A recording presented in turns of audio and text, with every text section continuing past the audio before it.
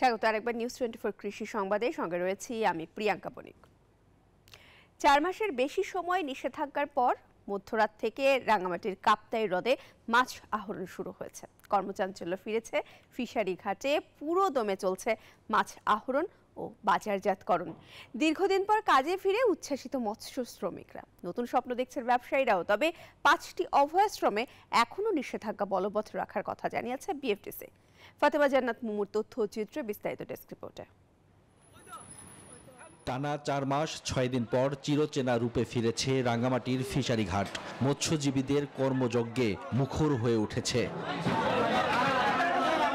শনিবার মধ্যরাত থেকে কাপ্তাই হ্রদে আহরণ করা মাছ সংরক্ষণে ব্যস্ত মৎস্য শ্রমিকরা। ট্রাক থেকে কেউ বরফ নামাচ্ছেন, কেউ বা ভাঙছেন, আবার প্যাকেজিং কাজে ব্যস্ত কেউ।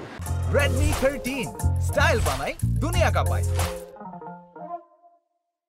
রাজস্ব আদায়ের পর এসব মাছ পাঠানো হবে ঢাকা ও চট্টগ্রামে। 4 মাস ফিশারি বন্ধ থাকে, আমরা ফিশারি চাকরি করে অনেক কষ্টে থাকি, সরকার থেকে আর্থিক কোনো সহযোগিতা পাই না। কাজ করতেছি, ভালো লাগতেছে। নিষেধাজ্ঞার পর কর্মসংস্থানে ফিরতে পেরে উজ্জীবিত শ্রমিকরা। মাছের সুষ্ঠু প্রজনন দেখে নতুন স্বপ্ন বুনছেন মৎস্য ব্যবসায়ীরাও। আজকে আমরা ট্রাকের ড্রাইভাররা ফিশারি খোলাতে অনেক আনন্দিত, অনেক খুশি। মোটামুটি ভালোভাবে চলতে পারছি, এখন ইনকাম হচ্ছে। বর্তমানে দেশের যে সার্বিক অবস্থা, বন্যার অবস্থা, আমরা বাজারজাত করার পরে বুঝতে পারবো ব্যবসার অবস্থা কি। তবে ইনশাল্লাহ আশা রাখি ব্যবসা বাণিজ্য ভালো হবে।